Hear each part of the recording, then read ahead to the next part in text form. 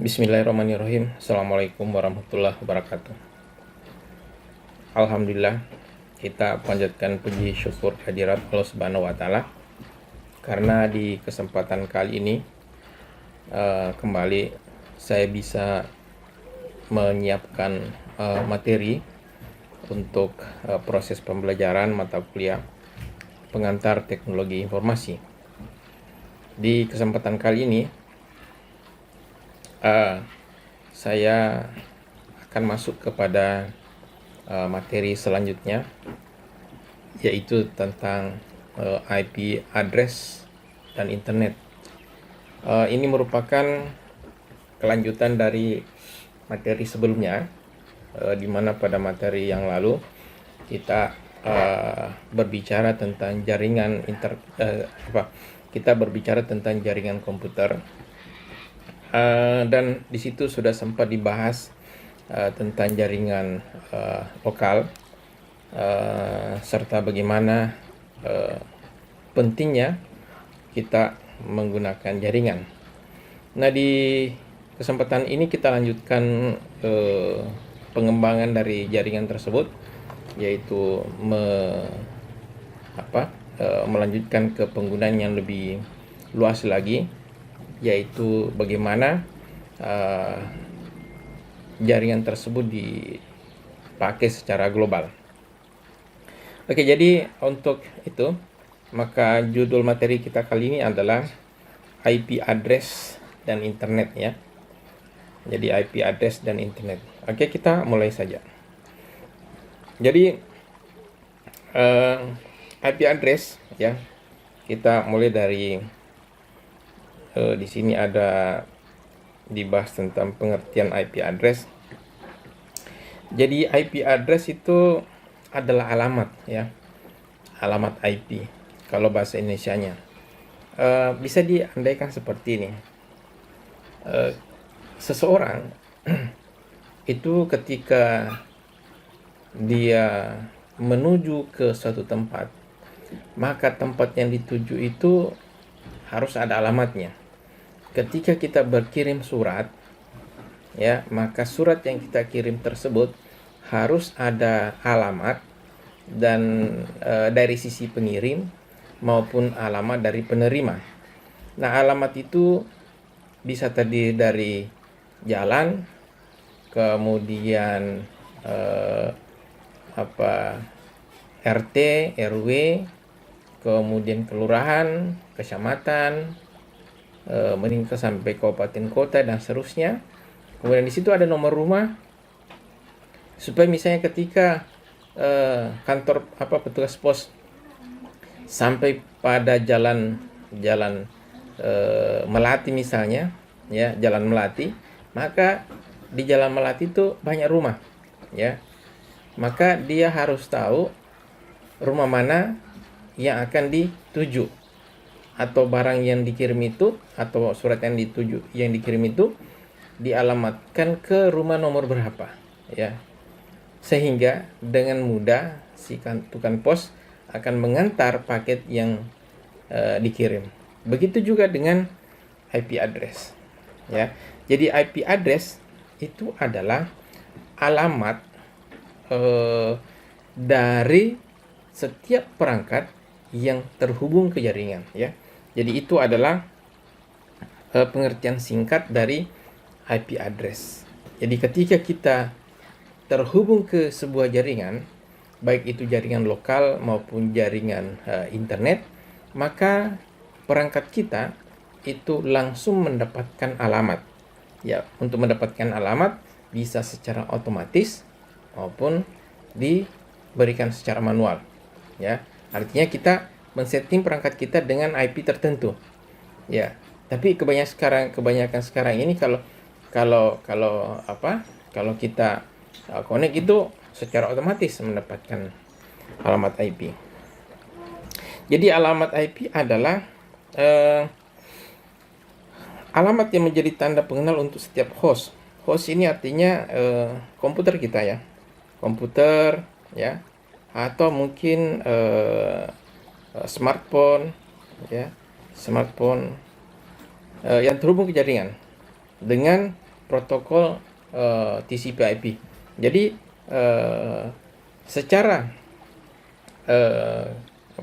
secara ketentuan aturan boleh kita katakan begitu, di internet itu menggunakan suatu protokol untuk koneksi ke internet yang disebut dengan protokol TCP/IP atau Transfer Control Protocol, Internet Protocol. Itu adalah aturan bagaimana sebuah komputer melaksanakan pengiriman data, melaksanakan komunikasi antar satu komputer dan komputer yang lain. Nah, setiap host atau komputer atau smartphone tadi ketika terhubung ke jaringan yang berbasis aturan TCP/IP tadi, maka harus memiliki IP address. Nah, setiap IP address yang ada di internet itu unik, ya. Unik artinya ketika ketika komputer Anda mendapatkan satu nomor IP address, maka nomor IP tersebut tidak akan diberikan lagi kepada komputer lain yang ada di seluruh dunia. Itu kalau internet. Begitu juga kalau misalnya dalam sebuah jaringan lokal, ya. Ketika sebuah komputer diberikan sebuah nomor IP, maka nomor IP itu tidak boleh lagi digunakan oleh komputer lain yang ada di jaringan. Jadi seperti itu kira-kira bagaimana konsep dari IP address. IP address atau alamat IP tadi terdiri dari 32 bit. 32 bit, ya. 32 bit bilangan biner. Ya, di sini kita sudah mulai menggunakan konsep bilangan biner yang kita pelajari beberapa waktu yang lalu. Nah, 32 bit itu dibagi menjadi 4 oktet, ya. Jadi artinya misalnya oktet pertama, oktet itu artinya 8, ya. 8 bit. Jadi saya bisa tulis seperti ini, ya. Seperti ini. Ini oktet pertama, ya. Oktet pertama. Kemudian atau nanti, oke. Atau nanti. Yang jelas secara kalau menggunakan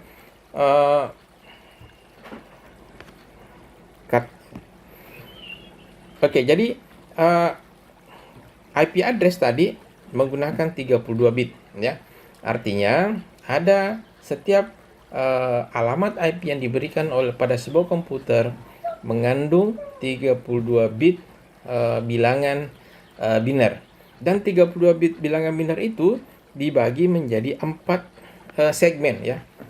Jadi misalnya begini.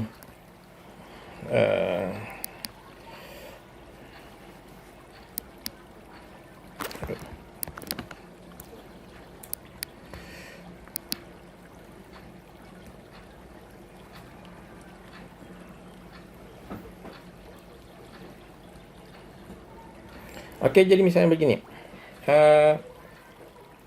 Saya membuat 32 bit, ya. 1, 2, 3, 4. 1, 2, 3, 4, 8, ya. Oke, sudah 16. 1, 2, 3, 4, 5, 6. Oke. Saya tambahkan di depan. Nah, ini adalah masing-masing tanda X ini mewakili 1 bit. Nah, ini ada 8 bit. Di sini 8 bit. Di sini 8 bit. Yang ini 8 bit. Ini jumlahnya semua 32 bit.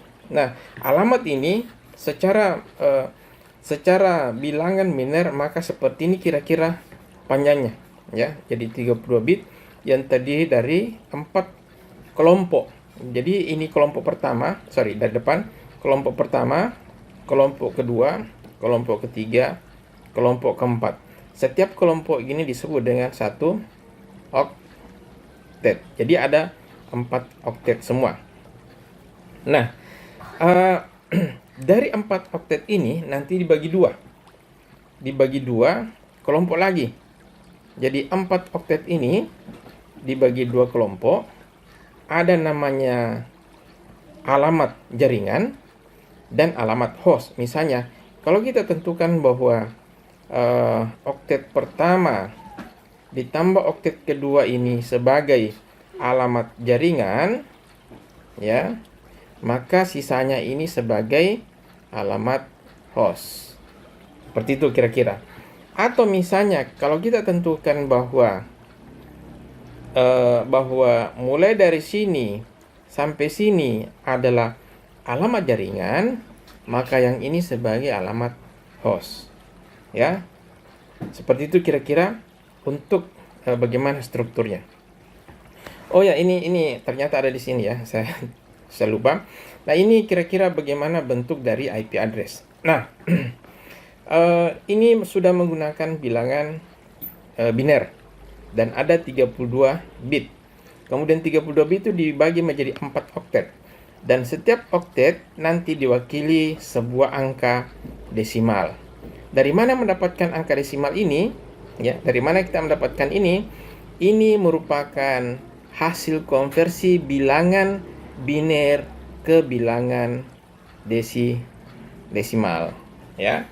Jadi dalam hal ini maka Anda harus mahir mengkonversi bilangan. Jadi kalau misalnya diberikan alamat ini 192.168.00.040, maka untuk melihat bagaimana bilangan alamatnya dalam bentuk bilangan biner, maka Anda harus konversi ini ke bilangan biner, Anda konversi ini ke bilangan biner dan tuliskan seperti ini. Nah, Anda lihat ya. Anda lihat bahwa pada alamat ini diberi tanda bahwa ini adalah alamat jaringan atau network address, ya, address. Dan ini adalah host address. Ya, host address. Jadi seperti itu bagaimana pengalamatannya. Sehingga nanti misalnya kalau ada pembagian IP, maka dengan mudah kita bisa lihat atau bisa mengerti. Nah, Anda melihat bahwa kalau seperti ini, ya, kalau seperti ini, maka nanti kombinasi bilangan biner yang mungkin ada, ya, yang mungkin ada mulai dari 000 semua, ya, 000 sampai di sini 0 semua, sampai dengan 1111111 semua di sini, ya, itu banyak sekali kombinasinya, ya. Kalau 0 semua berarti di sini akan menjadi 0, di sini 0, 0, 0. Ya. Kalau di sini 11 semua, maka ini menjadi 1. Ini menjadi 255, 255, 255, 255. Kenapa 255? Karena 1111 kalau kita konversi ini menjadi bilangan desimal, maka nilainya adalah 255. Oke. Nah, oleh karena itu, karena banyaknya maka dibagilah atau diberikanlah klasifikasi nomor IP tersebut, ya. Diberikanlah klasifikasi. Yang pertama ada kelas A, B, C dan seterusnya. Nah, kelas A itu mulai dari alamat 1000 sampai dengan 127, 255, 255, 255. Kemudian ada kelas B, ya, ini arrange-nya. Kalau kelas A, karena mulai dari 0, maka ini adalah alamat jaringannya. Jaringannya ini adalah alamat hostnya. Artinya apa? Untuk IP kelas A, ya, jumlah alamat jaringan yang tersedia sedikit, ya, tetapi jumlah host untuk setiap jaringan itu banyak, ya. Jumlah alamat host untuk setiap jaringan banyak. Kemudian kalau kelas B ya, seimbang ya, jumlah alamat jaringannya sekian ya, kemudian alamat hostnya sekian, itu kelas B ya. Kemudian kelas C, jumlah alamat jaringannya banyak, tetapi setiap jaringan nanti kecil atau sedikit jumlah alamat hostnya ya. Ya, insya Allah nanti di mata kuliah jaringan itu Anda akan jauh mempelajari lebih detail tentang masalah IP address ini. Kemudian untuk pendistribusian zona, oke. Nanti Anda akan pelajari di mata kuliah jaringan bahwa yang diberikan untuk ke publik, dipakai ke publik, ke masyarakat adalah IP address yang kelas C saja ya, sedangkan kelas A, B itu dipakai untuk keperluan yang lain. Nah, karena itu maka menurut RVC 1519, maka kelas C tadi itu dibagi berdasarkan wilayah ya. Jadi rentang mulai dari 192.000 sampai 223, 225, 255, 255, 255 itu nanti dibagi. Jadi kalau range ini kan mulai dari 192.001, 19002, 192.003 dan seterusnya sampai 192.00255. Ya, kalau sudah itu nanti di sini menjadi selanjutnya yang ini menjadi 1 ya, dan seterusnya ya. Itu urutannya seperti itu. Nah, di IP kelas C tadi itu dibagi berdasarkan wilayah lagi. Misalnya 194 sampai sekian di Eropa, Amerika, yang ini 98 dan seterusnya ke Amerika Utara, 200 sampai seterusnya Amerika Tengah Selatan, 202 sampai seterusnya Asia Pasifik. Itu dibagi seperti itu sehingga kita ketika kita mendapatkan nomor IP saat koneksi ke internet, maka kita akan mendapatkan nomor IP yang berada di kisaran ini ya, kisaran itu. Oke. Kemudian kelas selain kelas D ada juga kelas D ya. Kemudian ada juga multicast. Multicast itu pengiriman data secara sekaligus sampai ke sejumlah besar jaringan penerima yang dilakukan oleh router mikro multicast ya. Kemudian ada alamat IP address kelas E ya, sebagai untuk cadangan ya. Oke. Nah, untuk kategori lain dari IP address ya, IP statik ya, dan IP dinamik. Statik artinya kita mendapatkan IP secara permanen yang nanti dilekatkan pada sebuah mesin. Misalnya gini, kita kalau berlangganan misalnya maka kita bisa mendapatkan IP khusus. Misalnya perusahaan, misalnya universitas kita itu mendapatkan kalau tidak salah 5 IP statik ya, IP statik, sehingga ketika kita connect ke internet, maka jaringan yang terkoneksi ke internet itu selalu mendapatkan IP yang selalu sama karena sudah disetting seperti itu. Jadi dimasukkan secara manual nomor IP yang kita pakai. Nah, kemudian selain IP statik ada IP dinamis. Nah, IP dinamis ini berubah, selalu berubah. Jadi ketika misalnya kita login hari ini atau kita connect hari ini menggunakan HP misalnya, kita connect, maka kita mendapatkan IP yang berbeda dengan ketika kita connect kemarin. Ya, jadi selama kita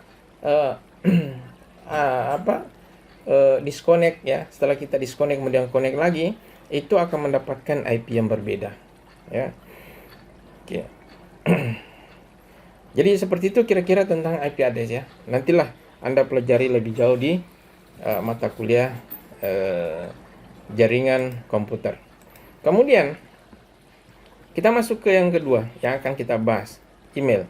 Nah, email ini adalah secara kalimat atau secara kata, email itu merupakan singkatan dari electronic mail atau surat elektronik ya. Surat elektronik Ini merupakan sumber daya yang paling penting dan banyak dipakai di internet ya. Mungkin sekarang sudah jarang karena banyak media yang bisa dipakai untuk mengirimkan data ya. Banyak bisa dipakai untuk mengirimkan file. Namun demikian masih banyak yang memakai ya, seperti saya sendiri untuk keperluan resmi dan yang lainnya selalu menggunakan email. Nah, setiap menggunakan email kita bisa mentransmisikan suatu pesan teks ke siapapun yang ada di internet. Oke. Jadi proses proses penyampaian email itu ya sama dengan yang dilakukan atau yang saya sampaikan tadi di awal pembicaraan kita mengenai bagaimana mengirimkan surat di kantor pos. Dari sini dulu. Nah, untuk membaca email biasanya user menggunakan menggunakan atau membuka langsung. Tetapi ada juga yang menggunakan tools ya, mail reader, seperti misalnya ya Paint ya, PC Odoro, tapi yang paling atau dulu pernah saya pakai itu adalah MS Outlook ya, MS Outlook. Itu dengan menggunakan tool seperti ini maka kita bisa connect ke internet ya, connect ke internet untuk mendownload secara otomatis semua email yang masuk ke kita ya. Kemudian kita bisa baca email itu secara offline ya, mungkin sama dengan fasilitas yang ada, atau mungkin sama dengan fasilitas yang ada di Android Anda, seperti misalnya ini ya, seperti misalnya ini. Nah, ini adalah fasilitas yang sudah ada, sehingga ketika kita ketika email itu sudah terdownload di perangkat kita, kita bisa membacanya walaupun kita sudah tidak terkonek ke internet ya. Kita bisa membacanya walaupun kita sudah tidak terkonek ke internet. Kemudian kita bisa memberikan balasan walaupun kita tidak terkonek ke internet. Dan ketika nanti terkonek, maka balasan itu nanti akan dikirim secara otomatis oleh tools ini ya.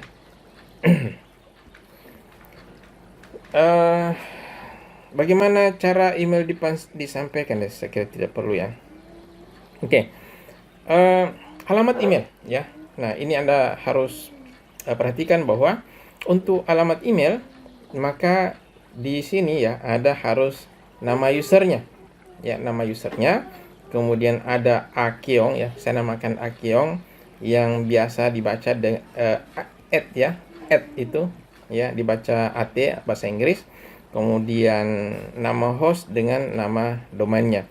Contoh misalnya ini adalah nama usernya Ahmad Akeong, Yahoo itu adalah nama hostnya. Kemudian ini .com itu adalah domainnya ya. Dan itu harus lengkap. Ketika Anda mengirim email dengan alamat yang salah ketik, misalnya satu huruf saja salah, maka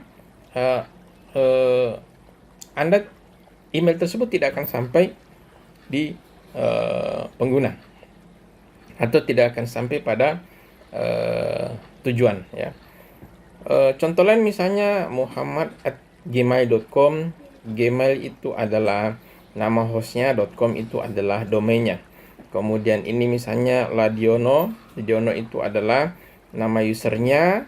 Simak.unhair itu adalah nama hostnya. Jadi di sini ada dua host. Ini hostnya sebenarnya Unhair, tapi di sini ada istilahnya sub domain ya. Kemudian di sini ada ACID sebagai domain, dan ini merupakan email institusi. Kalau yang ini bukan email institusi ya, free email. Nah, ini contoh-contoh domain ya yang digunakan di internet. Sekarang masih banyak. Kalau dulu itu ada domain berdasarkan negara, kemudian misalnya dot titik US atau SG untuk Singapura, apa ya, ID untuk Indonesia, AU untuk Australia dan sebagainya, gitu ya. Itu berdasarkan negara. Namun sekarang setiap negara mempunyai sub-sub lagi. Misalnya untuk pemerintahan ada namanya, kalau Indonesia ada Gov ya, Gov ID, ada kalau di akademik AC, TTID. Jadi ini dipakai sesuai dengan peruntukannya. Ya, kalau militer misalnya kalau tidak salah MIL ID ya, militer ID. Ya, banyak macam subdomain yang ada. Oke, untuk masalah email penting saya jelaskan secara detail sebab saya akan memberikan tugas. Karena begini, kita masuk ke email dulu ya. Kenapa penting? Karena banyak mahasiswa atau banyak orang yang mengirim email dengan cara yang salah, ya. Mengirim email dengan cara yang salah. Oke. Jadi saya akan memperlihatkan bagaimana seharusnya Anda mengirim email. Oke. Yang pertama, kita buka email dulu ya. Saya menggunakan di sini untuk contoh saya menggunakan Google atau Gmail ya, yang dimiliki oleh Google. Oke, ini saya sudah buka. Nah, di tampilan ini ada compose, ada inbox ya. Kemudian ada send dan seterusnya. Yang pertama itu inbox dulu. Compose dulu. Compose email ini adalah untuk membuka istilahnya kertas kosong yang dipakai untuk mengetik atau membuat email ya. Kita buka seperti ini ya, compose ya, saya buka di sini. Ya, di sini ada to ya, to artinya kita harus mengetikkan kepada siapa email itu dikirim ya. Kemudian di sini ada CC copy karbon, BCC itu kalau tidak salah blank, kalau tidak salah ya, blank copy karbon kalau tidak salah. Ini tidak harus diisi ya. Tapi ini yang pertama itu harus diisi. Kemudian subjek.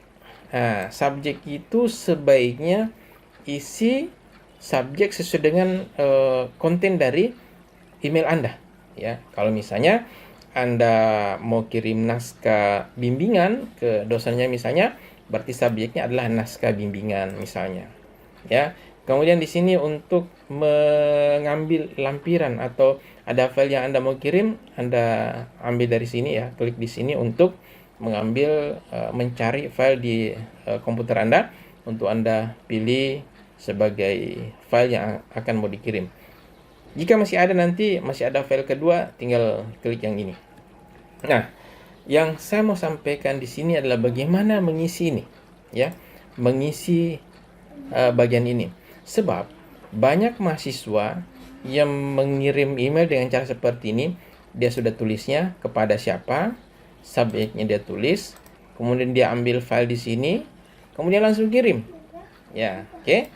Nah, oleh karena itu sebaiknya begini. Itu tidak etis sebenarnya kalau mengirim file seperti itu, mengirim email seperti itu. Mengirim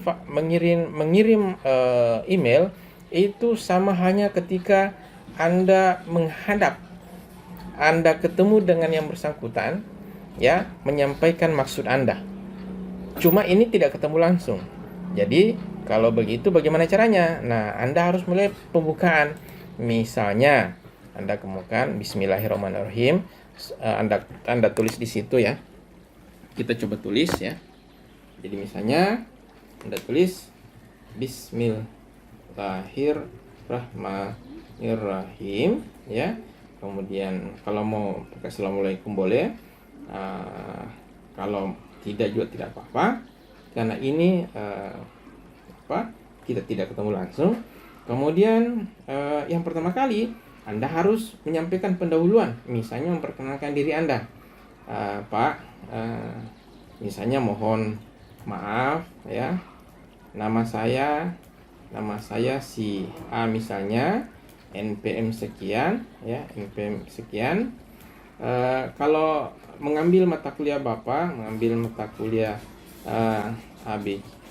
mata kuliah A, B, C, D misalnya, kelas 1 IF 3 misalnya.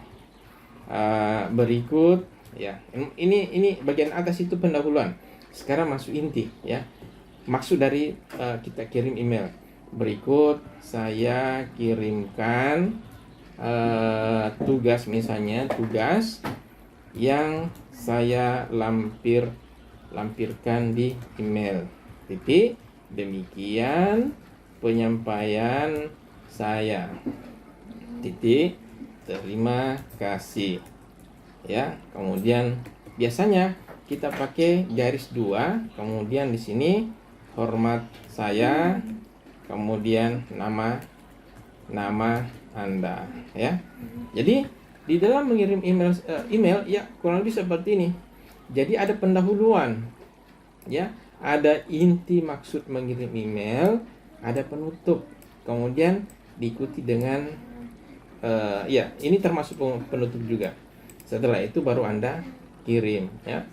Jadi Anda jangan kirim email dalam keadaan kosong. Kosong di sini. Mungkin saya bisa carikan contoh ya. Oke, kita cari sebuah contoh di sini supaya menjadi pelajaran ya. Dan saya terkadang mendapatkan email seperti itu. Contoh ini misalnya ada mahasiswa. Nah, ini ada mahasiswa yang mengirim naskah. Lihat ya. Assalamualaikum warahmatullahi wabarakatuh. Mohon maaf sebelumnya, kami atas nama ini merupakan anak bimbingan Bapak. Kami ingin meminta tanda tangan digital mengenai surat keterangan selesai KP. Nah, seperti itu. Jadi ini ya bolehlah sudah memenuhi syarat. Kenapa? Dia sudah ada pembukaan, dia memperkenalkan diri ya. Kemudian dia selesaikan, dia sampaikan maksud dari dia kirim email, diikuti dengan penutup ya. Nah, kemudian lampirannya ada ya. Nah, itu contoh ya, bolehlah dikatakan ini contoh yang baik. Kemudian kita coba cari yang tidak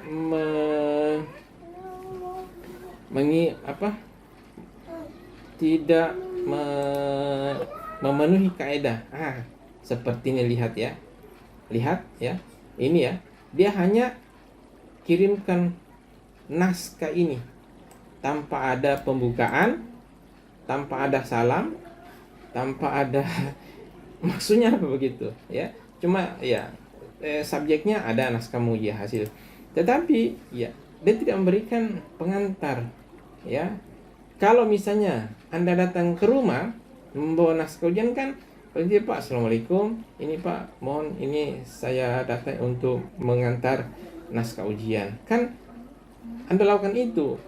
Anda bukan seperti ini. Kalau seperti ini caranya, maka secara fisik sama saja kalau Anda lakukan seperti ini. Anda datang ke rumah, ketemu saya, langsung Anda serahkan naskah itu tanpa bilang apa-apa, langsung pulang, pergi juga tanpa bilang apa-apa. Ya.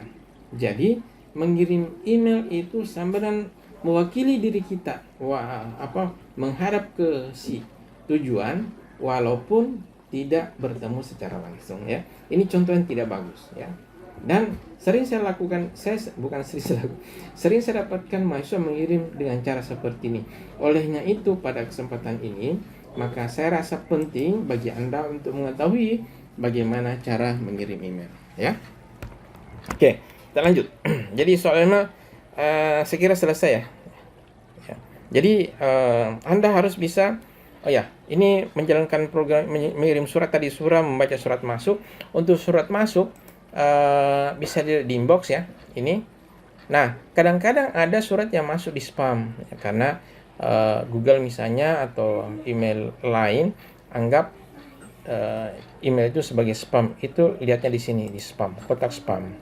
Ya, ini adalah kotak spam. Kemudian kalau mau membaca ya tinggal klik tadi ya seperti ini. Kemudian kalau mau membalas ya tuliskan balasannya, misalnya di sini saya akan balas, misalnya saya tulis di sini Waalaikumsalam warahmatullahi wabarakatuh. Saya akan tulis seperti itu. Baik, emailnya saya sudah terima dan saya akan segera misalnya saya akan segera mengecek dan memeriksa untuk memberikan tanda tangan sesuai dengan permintaannya tadi ya. Setelah itu send. Kenapa saya tidak ketik kan begini. Tadi saya sampaikan bahwa ketika kita mengirim email di bagian akhir kan saya tadi sarankan memberikan tanda 2 garis baru tulis nama Anda. Nah, di sini saya tidak berikan. Kenapa?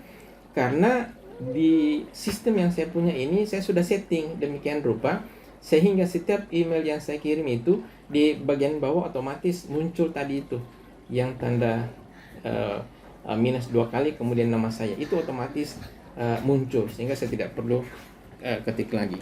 Oke, itu untuk membalas email ya. Oke, kemudian nanti Anda boleh cari tahu lagi ya, cari tahu saja bagaimana kalau kita terima email sehingga kita bisa pisah-pisahkan sesuai dengan kriterianya. Jadi misalnya begini, ini Anda lihat ya naskah menguji ya. Anda lihat bahwa seluruh naskah menguji itu dia masuk ke sini secara otomatis ya. Tidak perlu saya cari di sini. Ya, tetapi otomatis dia masuk di satu folder tertentu yang saya sudah setting. Ya, itu nanti Anda cari bagaimana caranya kalau mau seperti ini. Ini lebih memudahkan. Jadi misalnya naskah menguji terkumpul sendiri sebagai penguji, kemudian sebagai bimbingan ya terkumpul sendiri sehingga dengan mudah saya bisa lihat daftarnya. Oke, saya lanjut di slide. Kemudian mailing list ya. Nah, mailing list ini adalah sebuah fasilitas di email yang sekarang sudah jarang dipakai ya. Bukan jarang, saya tidak pernah pakai lagi. Tidak pernah pakai lagi, jadi mungkin tidak perlu saya jelaskan ya. Dipakai sebagai forum diskusi.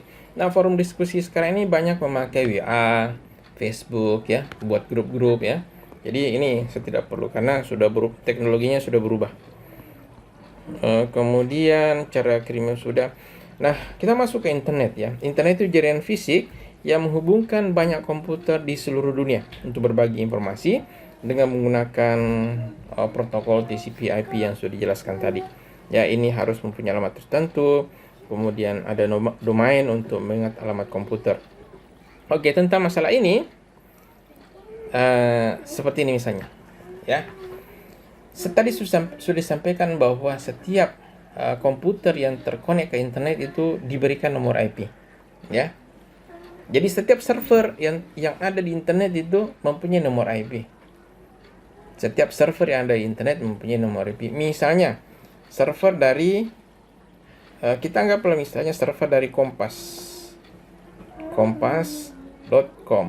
ya. http ya kompas.com. Nah, server Kompas ini mempunyai alamat ya.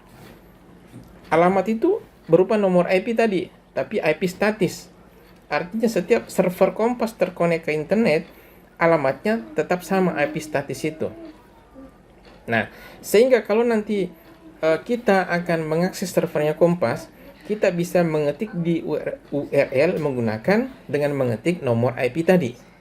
Ya, cuma masalahnya apakah kita bisa mengingat dengan baik nomor IP setiap server? Servernya Kompas itu nomor IP-nya berapa? Servernya Google itu nomor IP-nya berapa? Servernya YouTube itu nomor IP-nya berapa? Tentu kita tidak bisa ingat. Oleh karena itu, IP tadi untuk setiap server digantilah dengan sebuah sistem namanya domain, yaitu misalnya kompas.com. Jadi domain ini itu sebagai pengganti daripada alamat IP dari server tersebut ya. Oke, ini sejarah internet ya, kita lewati saja. Kemudian World Wide Web ya. HTTP Oke. Nah, ini ya, web itu tidak berarti internet, tapi internet salah satu inti dari internet adalah website. Ya, internet itu sebagai hardware, web itu sebagai softwarenya ya. Nah, aplikasi di internet itu ada telnet, FTP, file transfer protocol, email, kemudian IM. IM itu instant messenger ya. Ini juga sudah tidak ada. Instant Messenger itu dulu dimiliki oleh Yahoo. Yahoo. Ya, mungkin dari Anda yang lahir belakangan tidak pernah mendengar Yahoo. Yahoo itu dulu itu bersaing dengan Google, ya. Kalau Google mempunyai Gmail, ya, maka Yahoo mempunyai yahoo.com, yahoo.co.id. Ya, saya sendiri masih mempunyai email yang berbasis Yahoo, ya. Saya punya email masih ada di Yahoo, cuma tidak pernah pakai, tapi saya masih bisa buka. Yahoo, kalau Google itu mesin pencari, Yahoo juga sebagai mesin pencari. Cuma mungkin sekitar tahun 2000-an ke sini, ya, akhir tahun 99, awal tahun 2000-an itu Google kan persaingan. Nah, Yahoo dikalahkan oleh Google dan berkembang sampai sekarang. Tahu gara-gara apa sebabnya? Ya, banyak analis mengatakan bahwa Google lebih unggul daripada Yahoo karena tampilan Google yang sederhana, ya, ya. Dan memang kalau dulu kita bandingkan itu di Yahoo terlalu banyak macam-macam lah warna-warni, ya. Tapi kalau Google itu putih, ya, seperti Anda lihat seperti sekarang ini. Coba Anda buka Google, ya, seperti itulah, dari dulu seperti itu bentuknya, tidak banyak perubahan. Kemudian, untuk dokumen dalam web dalam format HTML dan seterusnya, ini adalah URL, ya. URL itu alamat, ya, tersusun dari 3 bagian. Ada format transfer, yaitu ini, kemudian nama host, ya, kemudian ini bagian dari dokumen yang ingin ditampilkan. Nah, terakhir, ketika Anda berselancar di internet, ya, hati-hati, karena ketika Anda masuk ke internet maka Anda memasuki dunia yang gelap, ya. Karena di sana banyak orang-orang yang kita tidak kenal, ya. Banyak orang-orang yang sok kenal, sehingga kita harus hati-hati. Banyak orang menawarkan bantuan yang mungkin punya niat jahat, ya. Jadi sekali lagi hati-hati di internet. Orang di sana bisa menyebarkan virus, ya. Hati-hati mendownload file, ya, walaupun file gambar, tapi di dalamnya itu bisa disisipi dengan kode-kode virus, ya, worm, trojan, phishing dan sebagainya, ya. Termasuk banyak lah, ya. Mungkin Anda lebih banyak mengalami atau mendapatkan ancaman keamanan internet dibandingkan hal-hal yang terkait dengan ini dibandingkan dengan kita, karena, ya, Anda aktif di dunia maya. Oke, baik, saya kira itu untuk pertemuan kali ini. Mudah-mudahan apa yang saya sampaikan bisa dimengerti, dan tugas Anda adalah kirimkan file tugas terakhir yang dulu pernah saya suruh buat dalam bentuk PDF, ya. Nah, tugas kali ini Anda kembali kirimkan file tersebut dalam bentuk email dengan alamat email yang akan saya sampaikan di Google Class, ya. Sekira demikian. Mudah-mudahan apa yang saya sampaikan bisa dimengerti, terutama masalah pengiriman email tadi. Dengan demikian cukup untuk materi kali ini. Wassalamualaikum warahmatullahi wabarakatuh.